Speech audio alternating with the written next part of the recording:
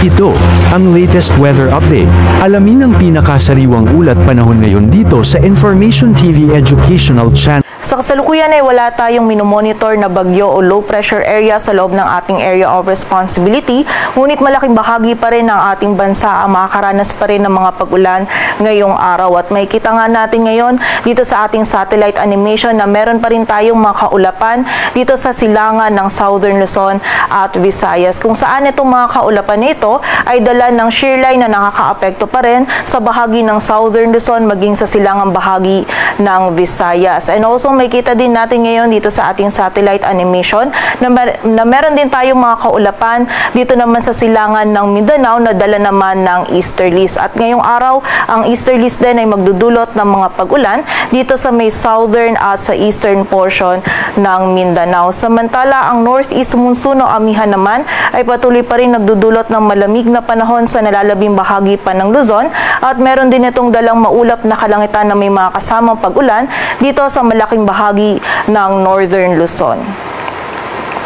At para nga sa magiging lagay ng panahon ngayong araw ng linggo, maulap na kalangitan at mga katamtaman hanggang sa mga malalakas na pagulan pa rin yung mararanasan dito sa bahagi ng Bicol Region, maging sa area din ng Quezon, dulot po yan ng shear line. So patuloy pa rin pag-iingat para sa ating mga kababayan sa banta ng mga pagbaha at pagguho ng lupa. Samantala, magiging makulimlim din yung panahon na may mga kalat-kalat na pagulan, pagkilat at pagkulog dito sa bahagi ng Mimaropa na dulot pa rin ng shear line. At samantala, dito naman sa bahagi ng Cagayan Valley, Cordillera Administrative Region, maging sa bahagi ng Aurora, ay magiging maulap din yung kalangitan na may mga kasamang pag-ulan na dulot naman ng northeast monsoon o amihan. At dito po sa Metro Manila, maging sa nalalabing bahagi pa ng Luzon ay magiging bahagyang maulap hanggang sa maulap yung ating kalangitan. Bahagyang malamig na panahon pa rin yung mararanasan lalong-lalo na sa gabi at sa madaling araw, at bagamat po mababa yung tsansa ay meron pa rin tayong posibilidad ng mga isolated o yung mga mahinang pag-ulan or pag-ambon na dulot pa rin ng amihan. Agwat ng temperatura sa Metro Manila ay mula 23 to 30 degrees Celsius.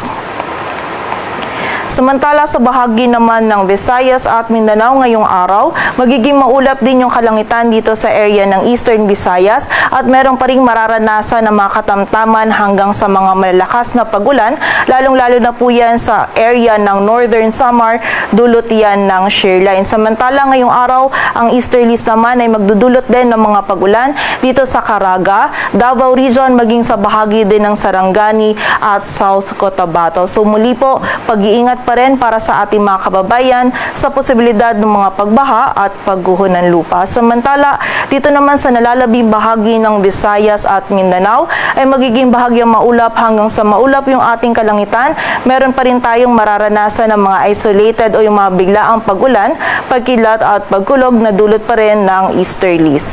Agwat ng temperatura sa Cebu ay mula 25 to 31 degrees Celsius at sa Davao naman ay 24 to 31 degrees Celsius.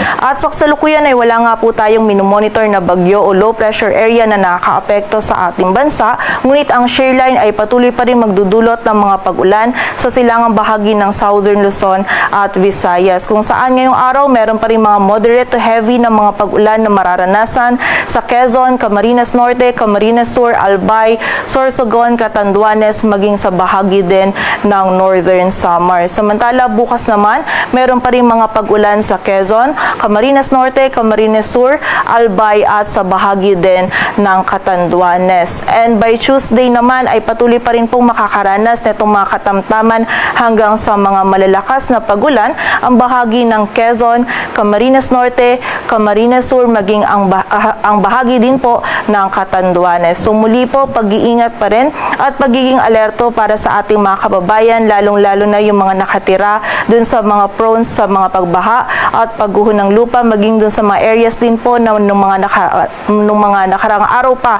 nakakaranas ng mga pag-ulan. At dulot po ng amihan, meron pa rin tayong nakataas na gale warning sa mga dagat baybayin yan ng Camarines Norte, northern coast ng Camarines Sur, northern at eastern coast ng Catanduanes, eastern coast ng Albay at Sorsogon, sa northern at eastern coast ng Northern Samar, maging sa northeastern coast ng Eastern Samar. At meron din tayo nakataas pa na gale warning sa Ilocos Norte, Ilocos Sur, western coast ng Pangasinan, sa eastern coast ng Cagayan, Isabela, sa northeastern coast ng Aurora, at sa northern and eastern coast ng Polillo Islands, kung saan hindi po muna natin pinapayagang pumalaot yung mga kababayan natin mga isda, pati na rin yung may mga maliliit na sasakyang pandagat. Dito sa Metro Manila, ang araw ay sisikat mamayang 6:24 ng umaga at lulubog mamayang 5:45 ng hapon.